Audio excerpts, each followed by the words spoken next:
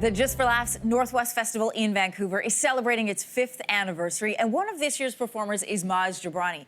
You might remember him from decades of stand-up or from Better Off Ted or Superior Donuts. Well, I caught up with Maz before his show at Vancouver's Vogue Theatre. What's your name, Iranian guy right here? Arvind. Arvind, why'd you think about it for a second?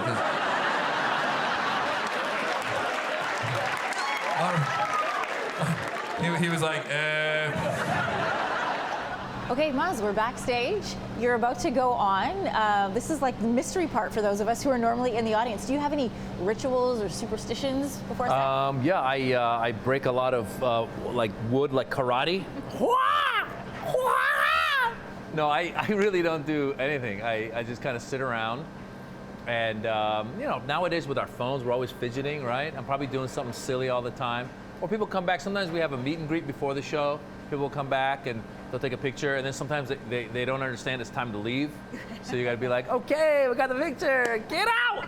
no, I was doing a show. This Persian dude showed up with a 6-year-old. I go, dude, what part of PG-13 don't you understand? There might be some cussing in the show. He goes, Maz, don't worry. I cuss at him all the time. I really like when you tell personal stories about the differences between how people of color and white people act, in particular in instances of authority. You're talking about like a protest, or for me, it's at the border. Yeah. Oh, yeah. Oh, no, you really get very proper at the border. You start enunciating. Hello, yes, how are you? Great to be a citizen, isn't it? No, it's an interesting thing. I mean, where were you? What was your family background? So my father's Sri Lankan, my mom is Scottish. So see, yeah, I think the brownness is where we feel a little bit like at any given moment they might pluck us and deport us. It's kind of somewhere in the back of your head. So you're right. You're very proper at the border, and I've seen some people who are privileged. They'll be talking back to the border patrol guy. I'm like, don't be talking back to the border patrol guy. Not a good idea. You know, when you know you're in trouble when the guy starts going, I have rights. And you're like, no, don't remind him about your rights. Be quiet. Every 4 years when we have a presidential election, we have about 50% voter turnout. That means 50% of our population is like, nah, I'm not gonna go. There might be a line, I might not get reception on my phone, I can't Facebook, I tell you. You have a U.S. election coming up in the fall. You said you got burned last time around because you donated $1,000 to Hillary Clinton's campaign. Have you been suckered in to donate to anybody else again? I donated to a few people who've already not, like I donated, I think, Kamala Harris early on. I might have donated to Elizabeth Warren. I've donated to a few people. And at this point, I'm like, I'm just waiting to find out who's the person, and then I'll start donating. But by the way, it's so almost heartbreaking when you go, I'm going to donate $500 or $1,000 or whatever, and then they go, so Trump's super PAC gave them 10 million or whatever. I'm like, well, how am I going to compete with this? When you have young kids at home, from the moment you wake up, your whole goal is to make them tired.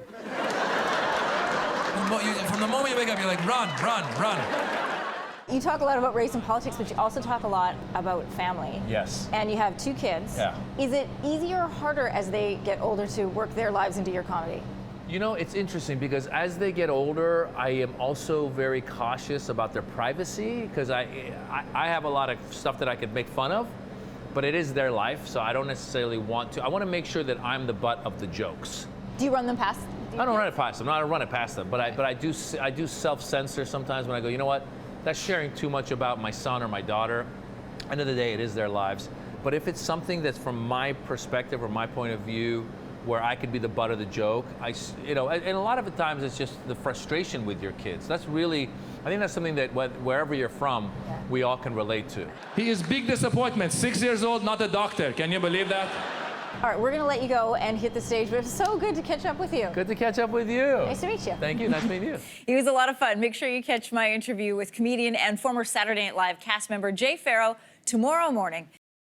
Thanks for watching. If you like this, be sure to subscribe here. And you can check out more Your Morning videos right here.